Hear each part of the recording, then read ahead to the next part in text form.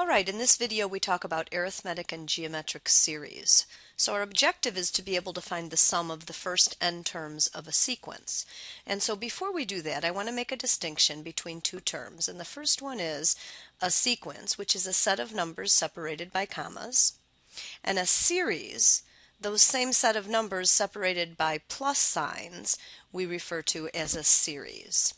So the definition of a series is that it is an indicated sum of the terms of a sequence. Okay, so the way we denote that we're looking for the sum and not just the terms of the sequence is we use a capital S and then a subscript of the number of terms we want. Okay, so let's go ahead and look at the sequence 2, 5, 8. And if I want you to find the sum of the first three terms, in this case you would simply add 2 plus 5 plus 8.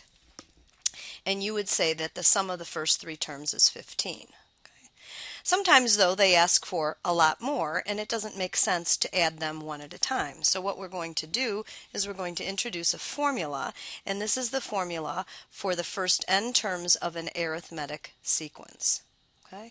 And it goes like this. We multiply n times the quantity a sub 1 plus a sub n all over 2. Okay.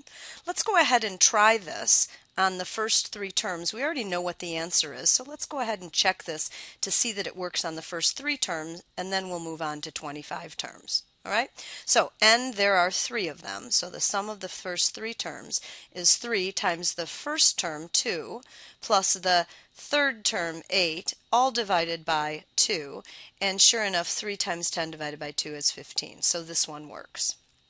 So now let's try it on the sum of the first 25 terms, okay? So this time n is 25. The first term is still 2, but we have a problem here, and that is we don't know the 25th term, at least not at this point, okay? So we have everything we need. We have n, we have a sub 1, we have the 2 that goes in the bottom. What's missing is the a sub 25. But we just took a quiz, and we're really good at finding the 25th term of a sequence by first finding the explicit formula. So some of us would go back to this and plug in the a sub 1 and the d and find the formula. Others would do the shortcut, and I've done the shortcut, and you can stop the video here and check my work to make sure it's right. But this is the sequence that describes this formula that describes the sequence 2, 5, 8. Okay, so now to find the 25th term, we're going to plug 25 in there, and what we get is 74. So a sub 25 is 74. So now we're ready to go back here and put 74 in. So we're going to multiply 25 times 74, divide by 2, and you can check my math, but I believe that the answer is 950. Okay.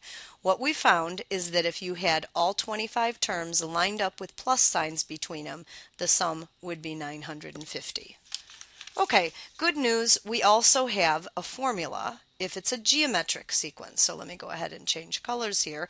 So this time for Sn, for a geometric sequence, it goes like this. We take the first term, we multiply by 1 minus r to the n, and we divide the entire thing by 1 minus r. It's really important to notice that the parentheses comes outside of the n. You don't want to take the quantity 1 minus r to the nth power, but simply the r to the nth power. Okay, so let's go ahead and try this out.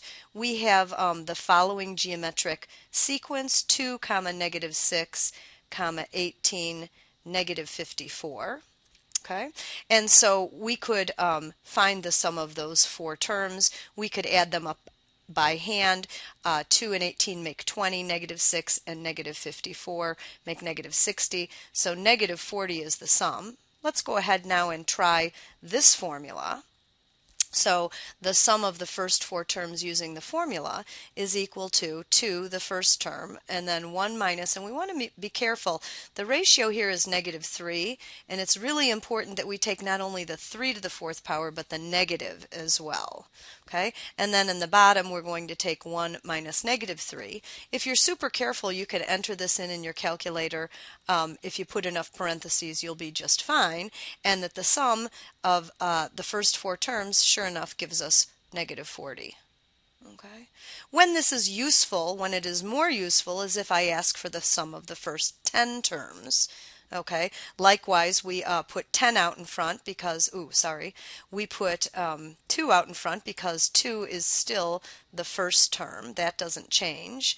What does change, the only thing that changes, is the power is now to the 10th power, and then 1 minus negative 3 in the bottom. And this term